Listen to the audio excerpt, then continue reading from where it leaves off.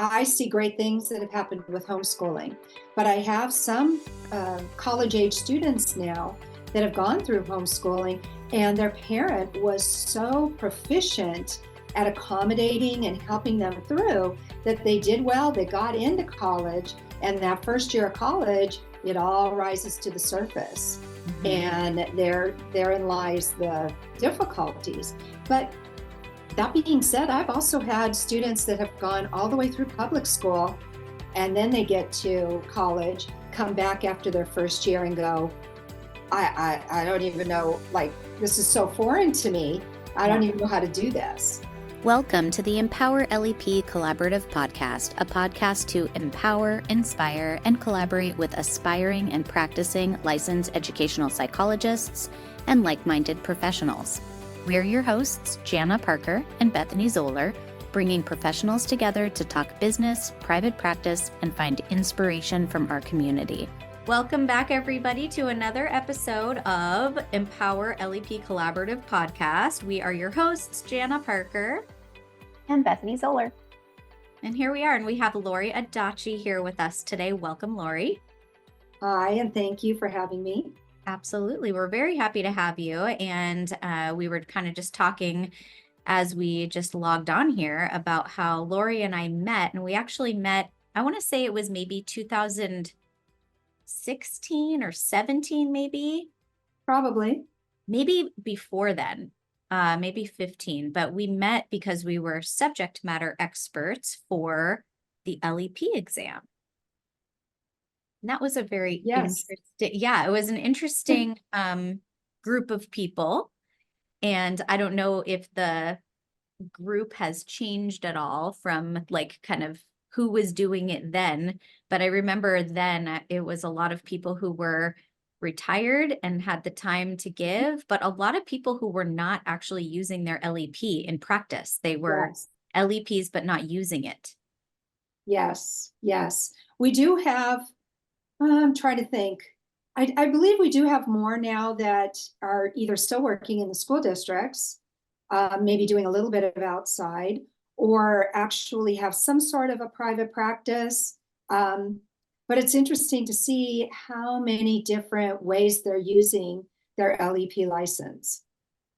Yeah, and that's actually one of the reasons that we started this podcast, was to talk to people who are using their LEP because people use it in such different ways. So, yes. Yeah. Can I ask a dumb question? Yes. What does a subject matter expert do? Like, what is that? What does that mean? What are you doing? Great question. When they're developing the test for the educational psychologist or any other test, they have this whole circular thing that they do, starting with trying to understand what is part of the business that people have using it, and then how they go through a process of developing questions and reviewing questions and having different people look at the questions and getting different people's input. And so it's this whole kind of circular thing that happens over the course of a year and a half, I think is what they do, going through new sets of test questions. Interesting. And they need subject matter experts to be the people that say yay or nay as to what we do or what we don't do. Okay. And then somebody had told me once that the questions on the LEP exam, some of them are like, well, they're throwaway questions that they're kind of looking to see if people, how the response is for that. Like, they're not actually scored. Is that part of your process? Like, would you look at those to see whether or not they're questions that are going to get to stick or move on, or is it more before that? I don't know that I can go into all of that. I have to be careful because I signed my life away saying that I'm not going to share the information. Or that's fine. People I was just curious. No worries. But there are, I think we do know, just like as a fact, that on the test, there are questions that are not counted toward the actual score, but we don't know which ones those are or not when we take. But it doesn't mean that they won't be used. They could be in the process of.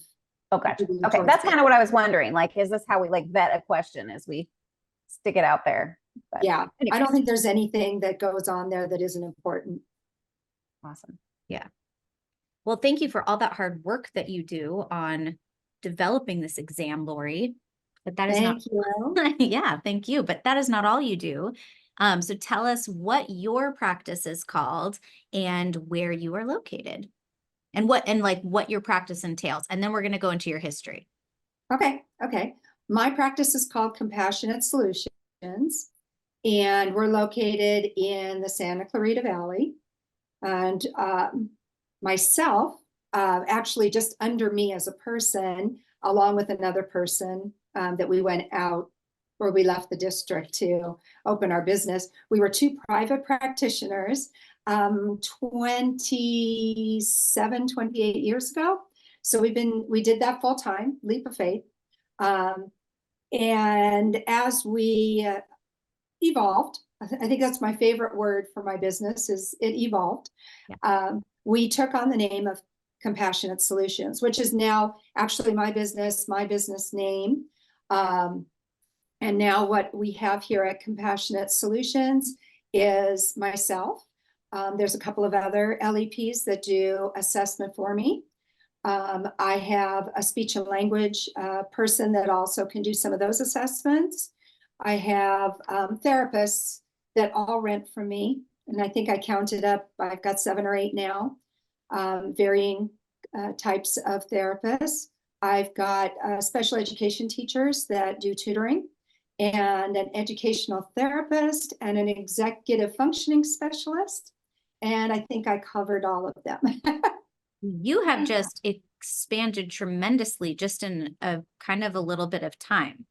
I would say that. That's why I use the word evolved. Yeah, like I have talked to you, over the years, and I think, you were this big, and then I remember the therapists were renting space. And so now these other people, are they working for you for your business, or are they renting space? Are they contracted? Like how's that working for you?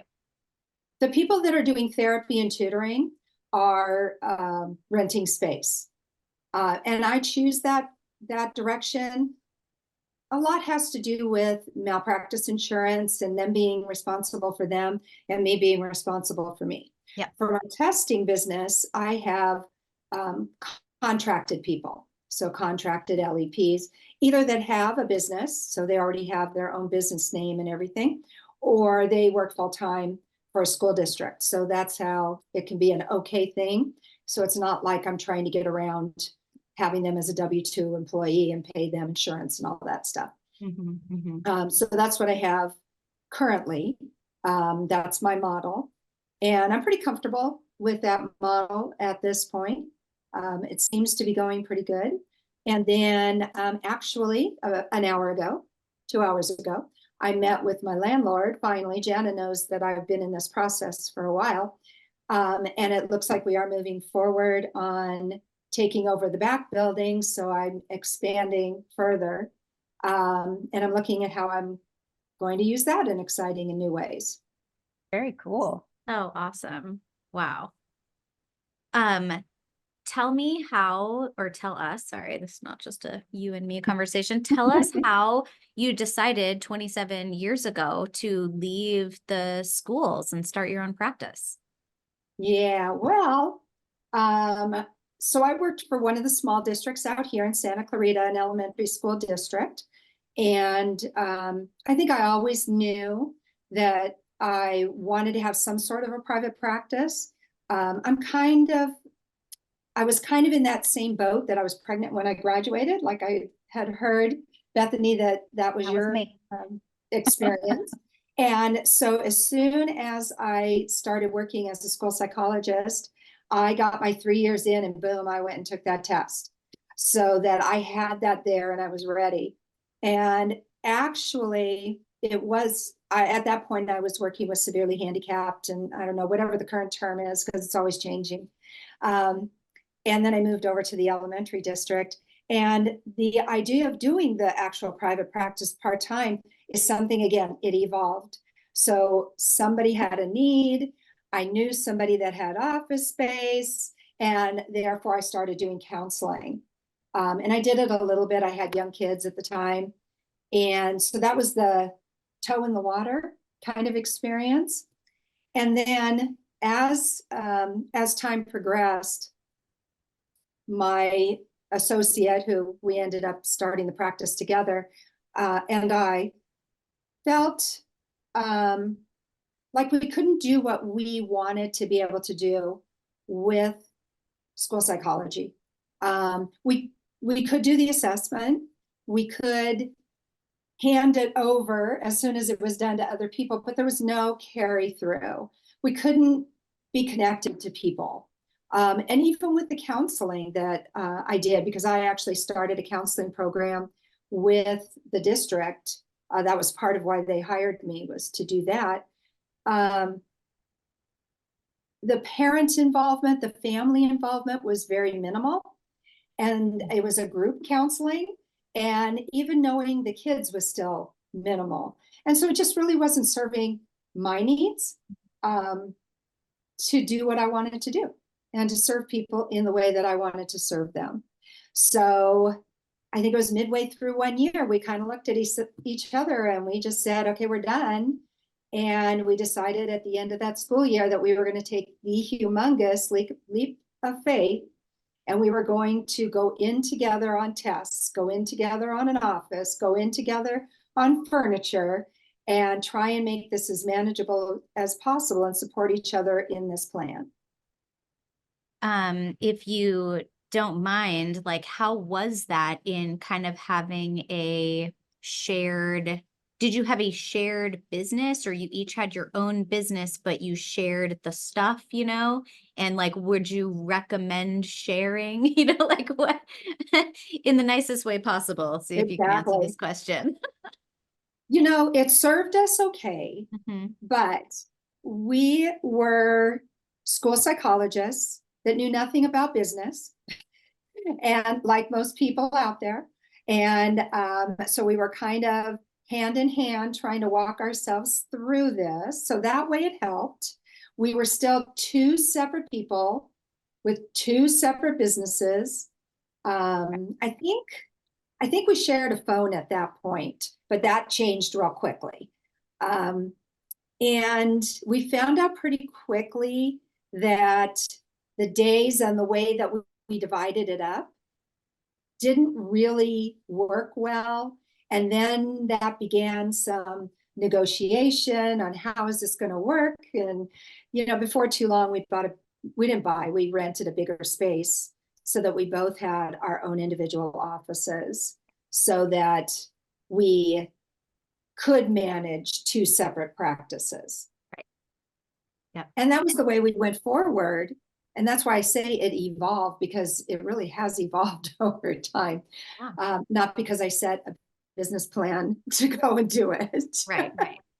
And so you have this little house, you know, it's like this cute little house thing near schools, kind of just nestled in a community. Yes. I love it. It's really an interesting story that I'd kind of forgotten until I was starting to process this. When Ramona, who was the other person that I went out with, and I first started business, we had talked about the, you know, pie in the sky dream would be to have a little house that had kind of adjunct type services and kind of a one-stop shop type thing. And we left it as pie in the sky and didn't really pursue it until it began to evolve. And for us, it evolved over a very long period of time. Not like you, Jana, who set out to attack it and make it happen really quickly. But it really, this house has fulfilled that dream. In 2008, we were looking to move out of the space that we had for various reasons. It wasn't serving our needs. And we were working with a leasing agent on a different property. And he came back to us and said, I think I have something that would work really well for you. And he brought us here to this little house. And it was definitely a lot bigger than what we thought we were going to do. Yeah. I have 5 offices in this, as well as a big waiting room, 2 bathrooms, and kind of a half kitchen. So, I mean, there's a lot of square footage here to work with. Yeah. But that was how that evolved. And now we're looking at the building behind us. And I feel okay saying that because I told them I was doing this podcast today, told my landlord. And it actually was the house, and their offices in the back was originally the garage. But it has been offices as long as they've had it. And I think they've had it 20 years or so. So now we're going back to kind of them being one business again. That's so cool. That's So great. it is exciting to kind of have a dream and see that it's coming about. And again, not by my plan, but it just evolved. Yeah. Well, that's really exciting. Congratulations. Thank you. Yeah. So tell us a little bit about your niche, your passion, the kinds of work that you really enjoy doing, and kind of what kinds of cases are coming your way for your practice. Oh, okay. I already touched on it a little bit when I left the district. My thing was being able to serve students and their families. And when you work for a school district, anybody who works for a school district knows it's still a political entity, and you're still having to walk that line in between the families, the students, and and what the district says you can do. And that's just the nature of the beast. But that beast didn't fit me real well. It really didn't fit Ramona. And but it just didn't fit my need to be able to serve the needs of others. And that also included, I would have loved to have served the needs of the teachers better. I would have loved to have served the needs of the administration better. So you're pulled in so many directions that you get to put out fires and move on. And that, I don't know, that just wasn't great for me. So when I started my business, even though I did have assessment as part of my business, a big part of my business when I started was counseling, because I had a lot of counseling background, both through the district when I worked there, as well as when I worked for county. At all times, I did counseling, whether it was individual or group. So that was me, my background, my training, my everything. So I just kind of brought that forward, and probably was, gosh, at any given time, somewhere between 12 and 18 people that I was seeing at that point. I can't do that now. I think that would put me under the table. So I don't do that anymore. Yeah. But as the needs of the community have changed, as the needs out there have changed, I felt the need to move away from counseling and move more into assessment, and meet those needs. So in terms of how do I balance that, I still do a full day. Tuesday is usually my full day of counseling, and I have a little bit that ekes over into another day. So I'm trying to keep them kind of separate, because though I did testing this morning, so it doesn't work out 100%, but it's hard to keep changing hats, you know? So I do that. And I really now try to focus on those on the spectrum, because my feeling is that if you've worked with people that are on the spectrum, if you've learned how they think, and that is part of your background, use it to help those people in the community, because most of the people that are doing therapy in the community and whatever, they don't have training in that, or maybe they have this much, and they really don't understand how the neurodivergent brain thinks differently and how to work with that. So I leave space for that at all age levels. I have a number of them that are like college and beyond. And then I see littles. And when I say littles, like in the lowest grades, kindergarten, sometimes going down a little more, with behavior problems right now, because I will do in person, and there isn't always space for those little ones. A lot of people don't see littles. They'll see the adolescents and above. They don't want to deal with the littles. So I have those. I will also make room for those with like brain trauma, because not everybody knows how to work with that. So I try and keep my counseling more narrow than I used to do, so that I can serve the needs of those that I feel are not being served. Yeah. And then the testing part of it is super broad right now. So I will go down as low as like 3-4 years old, but for the most part, it's 5 years all the way to aging adults. And like we were talking about earlier, a huge part right now is college accommodations and moving into workplace and workplace accommodations. So I have a lot of people that will come back to me. I've had college professors, I've had teachers that come back and go, I think there's something that's going on here, and my boss is always calling me on it, and or I can't get through my college professors. They've got to do they've got to write their stuff, and they got to keep it going and whatever, and they can't, I can't get my stuff published. So I'm doing a lot of that too, but I also have the whole school age thing going. Right. So I I love that. cover the whole range. Yeah. Well, I love that you're serving like all these diverse needs. And I totally hear your, like, I worked for a while in that transition age youth, like when I was in schools, kids who are graduating and those who maybe didn't get a high school diploma, and we were serving them till they were 22. Or I worked for the transition programs for the high school where they were teaching them readiness skills and, job training and things like that. And then now in private practice, you realize like what happens to those kids who still need that.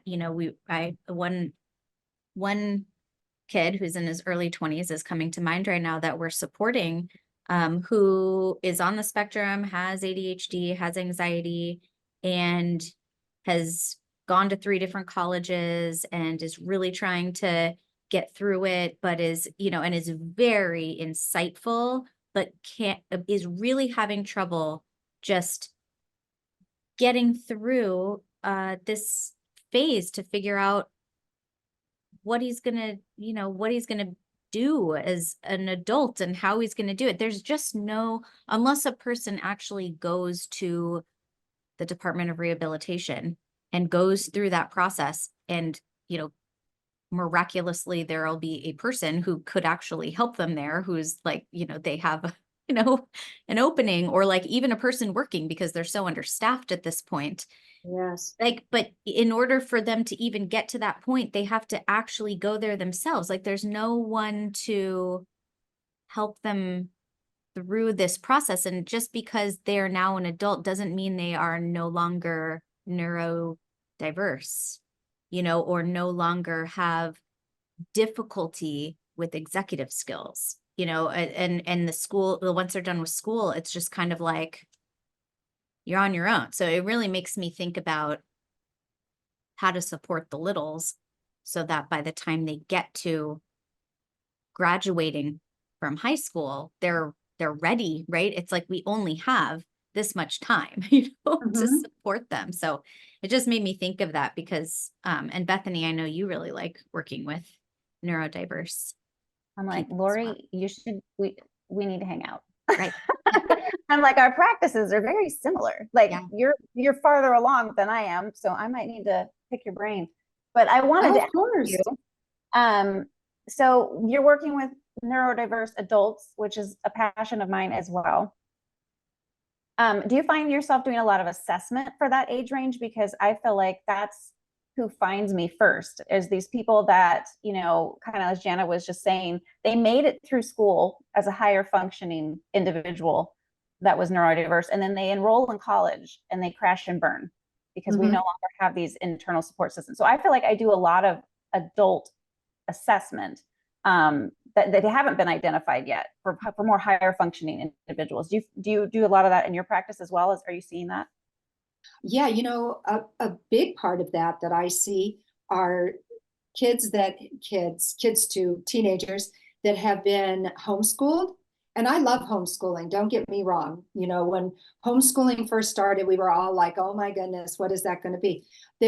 I see great things that have happened with homeschooling, but I have some college age students now that have gone through homeschooling, and their parent was so proficient at accommodating and helping them through that they did well. They got into college, and that first year of college, it all rises to the surface. Mhm. And therein lies the difficulties. But that being said, I've also had students that have gone all the way through public school, and then they get to college, come back after their first year and go, I don't even know, like, this is so foreign to me. I don't even know how to do this, and have done assessments. I found one, this has been years ago. She did really well in high school, local high school. She had all kinds of compensatory skills. And I believe she was in choir. She might have been in show choir. I don't remember. Talented. And then she got to college, and guess what? She had dyslexia. Wow. So she had compensated, found a way around it, but whoa, did she have difficulties. Mm-hmm. So when she was on her own and she couldn't lean on people because she didn't know them, it was very difficult for her. Mm-hmm. So I have a couple other LEP friends in town, and I had told one of them, hey, yeah, I work with adults. And so they decided they would do the same, mostly for college accommodations and things like that. And they were specifically told by one of the members, the bigwigs on the LEP ladder, that we shouldn't be working with adults. And so it kind of came back to scope of practice. And they said things needed to be academically related. How would you respond to that? Because it really bugged me. Yeah, I believe it still says in there that it can be work related or education related. And so, especially when you're talking with neurodivergent population, everything they do is going to be impacted by their differences. And so, number one, you can't go and say, well, you can talk to me about math, but don't talk to me about whatever. Yeah. That's not reasonable. And in terms of scope of practice, I would agree that you have to look at what your capability is, where you've been trained, where you've got extra training, all those kinds of things. So you need something to back it up. But a lot of times it's a narrow way of looking at it. And I've been working as a subject matter expert for over 20 years. And because I did my practice very heavy as the counseling, and now we are allowed to call it therapy, by the way. Good. I didn't know that. It is allowed. I still go back to the counseling. I'm old school, so I kind of stick with that, but we're supposed to be okay with that term now. But I fought that for a long time, that absolutely we have the training. Now, I went through a psychology program. I got my master's in psychology. So we had a lot of that. If you didn't have that training, you better back yourself up with the training you have had.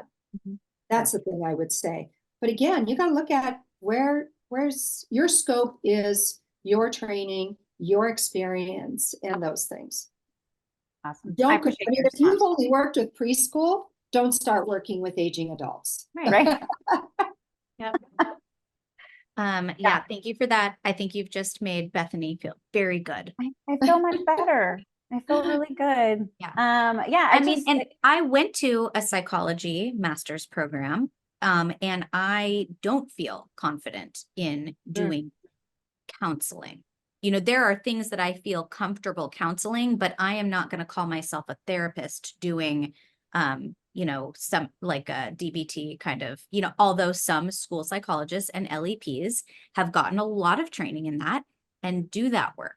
Right. So yeah, I agree. I think it's like what's within your scope and the areas that you've continued to develop yourself and get professional development and that you feel comfortable with. I feel comfortable counseling a neurodiverse adult a lot more than I feel comfortable counseling an anxious child, for example, Yeah.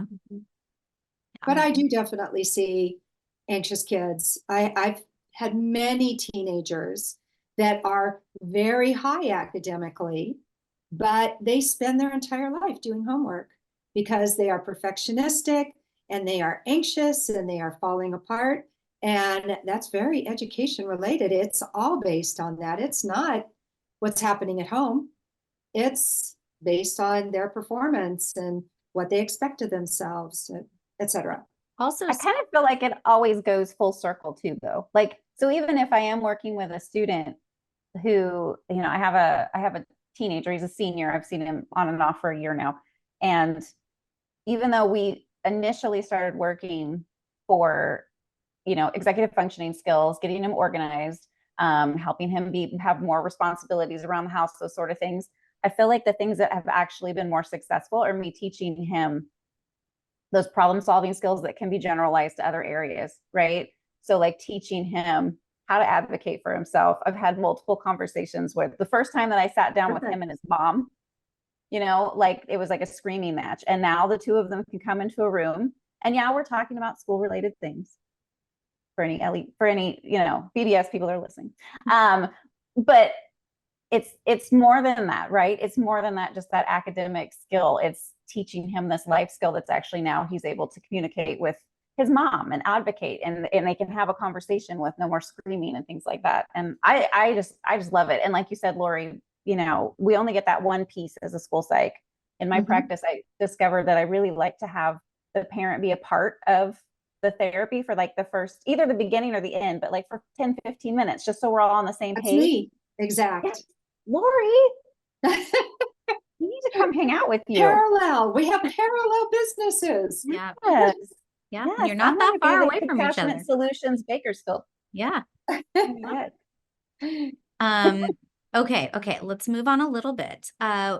Laurie, tell us about how and we want to know also if you do IEEs in your company, if you contract with any schools, but like, how do you get your business? Do you, what's your method?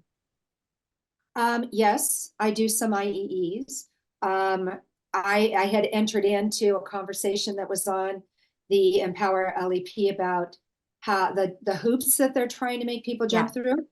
That started about a year ago, at least in what I saw. Right. The districts that I have done them for have not made me jump through those hoops in the past. And, it's putting me off. It's putting me in the position of saying, I don't know if I want to do this for you guys. Right. So I don't know. I have to think about it. But I've gone out to different places. I've done local. I've done out in Bakersfield. I've done out in like Santa Monica area. And I don't know, another one out there. I can't remember the districts that are out beachwise. So I've done IEEs and I will do them. But right now, I am concerned about why all these hoops and what they're trying to, maybe they're trying to narrow the list so that they can say, oh, we can't do it. But I really like, I had put on there, I'm just going to raise my prices and make them pay me for it because I think that's silly. Yeah. But anyway, so that's the IEE thing. As far as getting my assessments, I think having a website is critical. I originally made my own website, and so I know a lot of people are going to start off that way. But, unless you know a whole heck of a lot about websites, you're probably not going to get as far.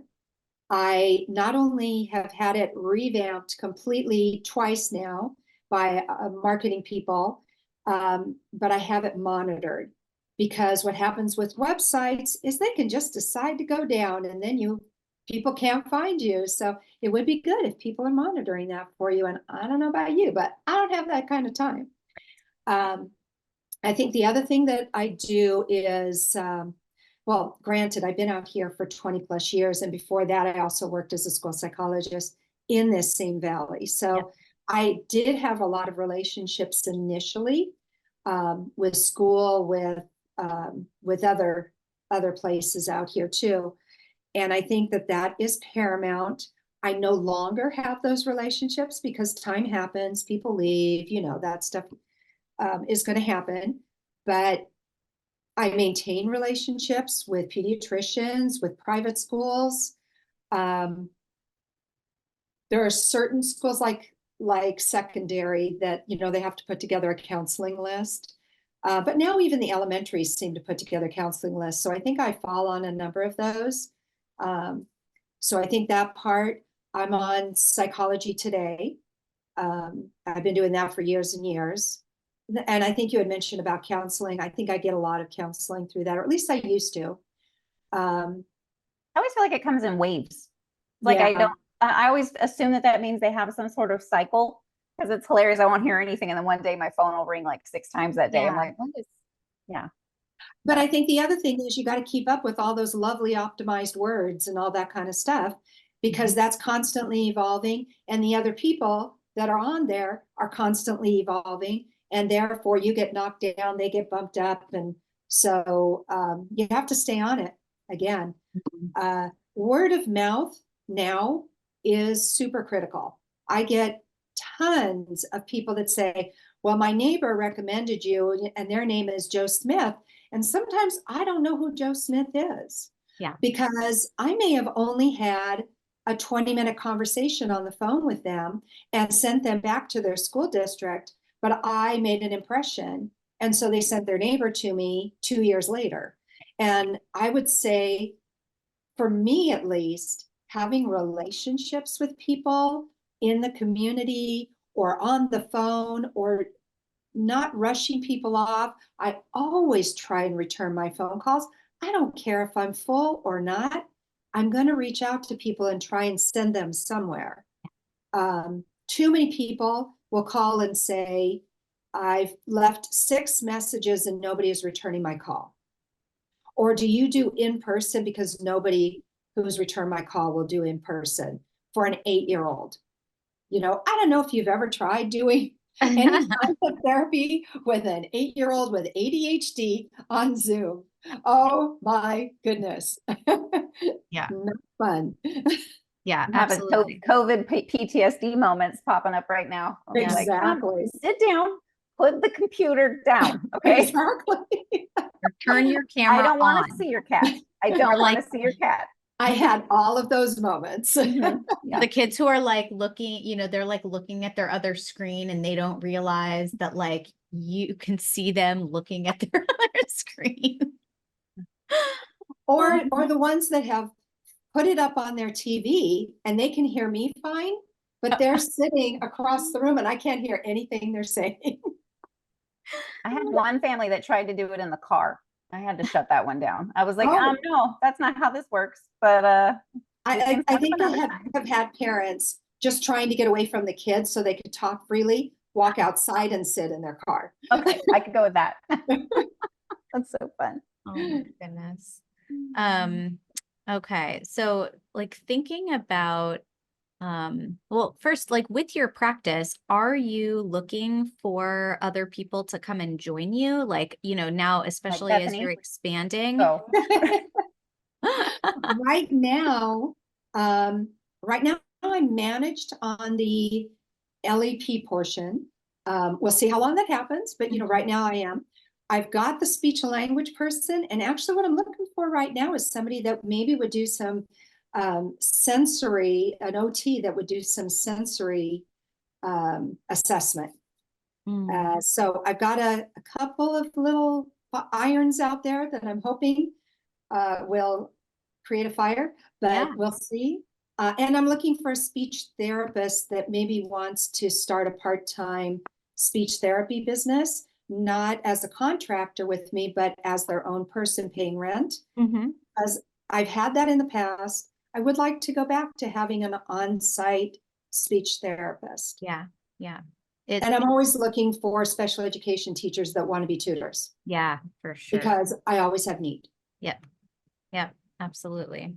Yeah, it's nice. Like you have a little multidisciplinary practice going on there, similar to what I have, but mine are all my staff, which I really like. It's almost you formed a community.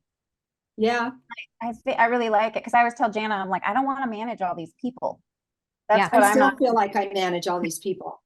Oh, you still do? Okay. I mean, I was like, different. I'm Yeah. sure that if I was in Jana's position, it would be on steroids, but I have to manage just the day-to-day running of the building. Like I was talking with my landlord today, and for people out there that have never had their offices, and I'm a freestanding building, but everything that's on the inside is my responsibility. Everything on the outside would be the landlord's responsibility. So my toilets clog, I don't know, whatever else there would be. Oh, the fan part of the heating air conditioning unit goes out, or whatever, anything that would be on the inside, I've got to call somebody. And that's a lot of responsibility, as well as making sure that I'm connecting with the cleaner and making sure that I have all the cleaning supplies and all the paper goods, and that the internet's up and running, that Yeah. all the stuff. Right. Right. So I guess one of the things I would also say is it is a business. It is not a dabble. It's a business. Mm-hmm. And I'm looking for people that don't want to, I'm not looking for people anymore that just want to dabble. Right. I've done that for a long time. I want people that want to grow a business. Yeah. Yep. And same, like, I feel like I have, because I'm looking for people who want to work with me, and who don't want to do their own business, who are like wanting to do the work, and I will take on the risk and the responsibility of running the business and taking care of them as much as I possibly can. Right. And that's a lot of pressure for me.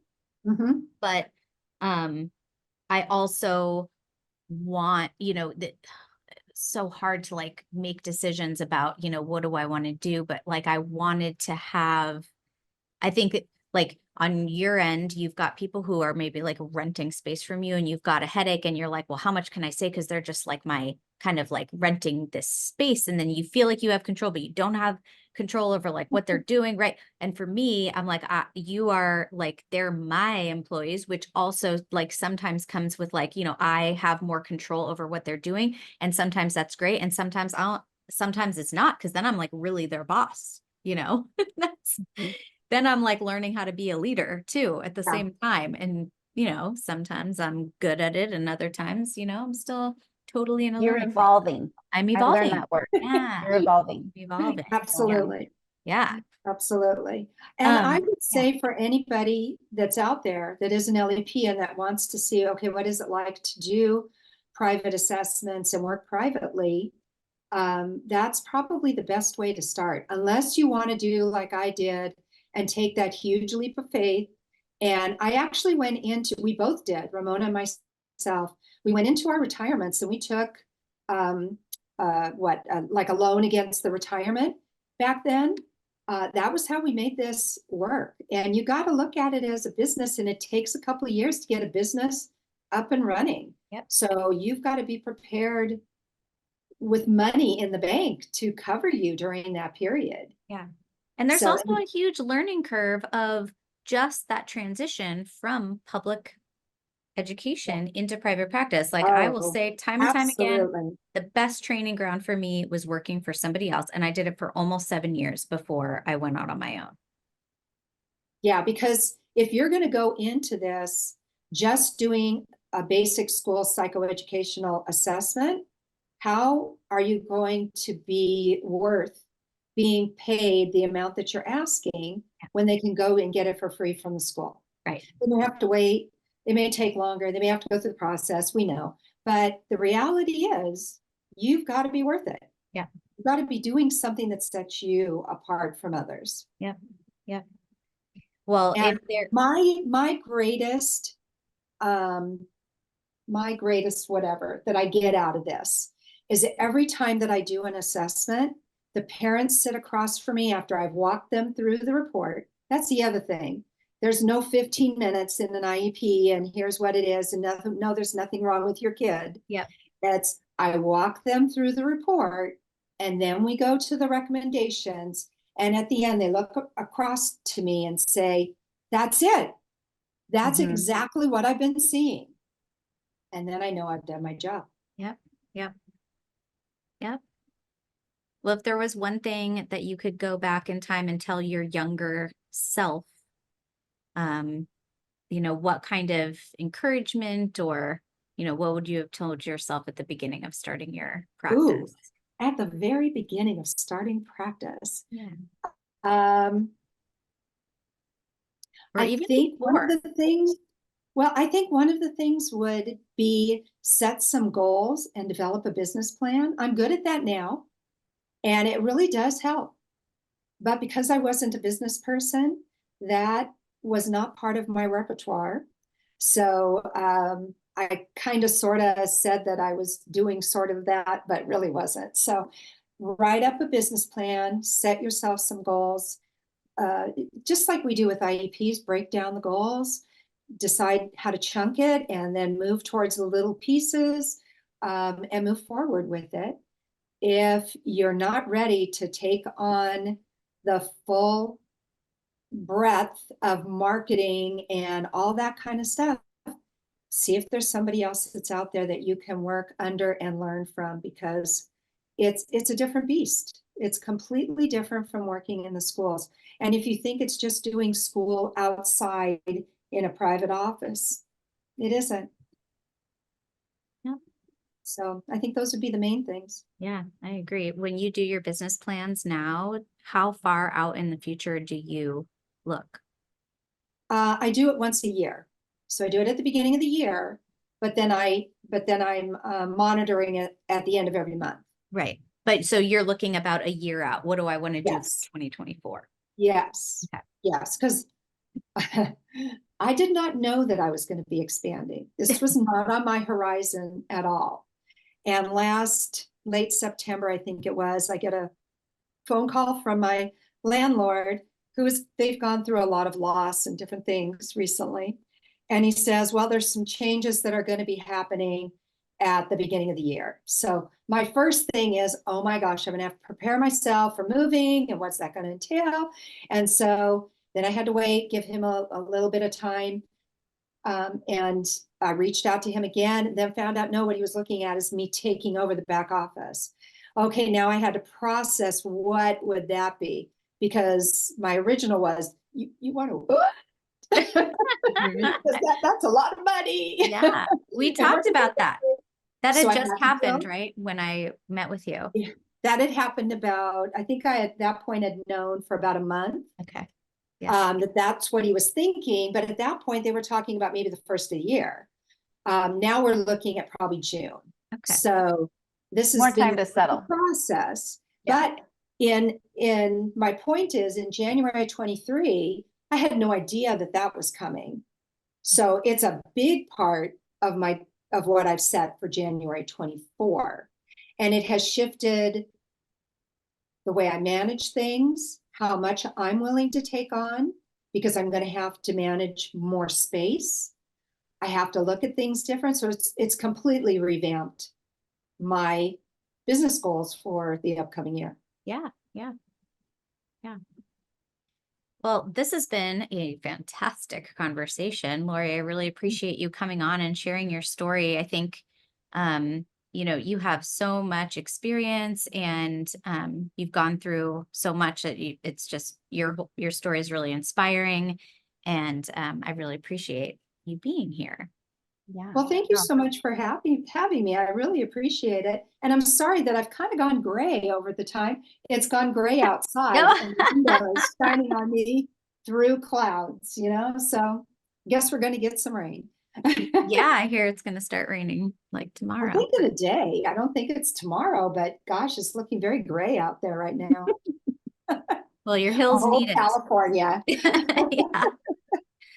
All right. Well, thank you. Well, all of your information will be in our show notes, and people can check out your practice and get a hold of you if needed. And thanks for being active in the Empower LEP Facebook group. I think your expertise is really helpful for those just getting started. And I'm hopeful that the community can be, a resource for people who, not just people who are thinking about getting into it, but those of us who are working in it day in and day out. So. And I'm I know always I'm gonna willing hit her to up. talk to new people. I'm sorry, Bethany, I didn't mean to do No, that. I said, I know I'm going to hit you up now. I'm like, Good. Let's do that. I would love it. I love it. Yeah. All right. Well, thank you everybody for tuning into another episode of the Empower LEP Collaborative Podcast, and we will see you next time. Thank you for listening to the Empower LEP Collaborative Podcast. Episodes can be found at empowerlepcollaborative.com. If you liked what you heard, please leave us a 5-star rating and review on your favorite podcast player. If you'd like to be a guest on our show, or if you have any questions for us, don't hesitate to connect. We would love to learn more. Jana can be found at jana@empowerlep.com, and Bethany can be reached at bethany@lepcollaborative.com.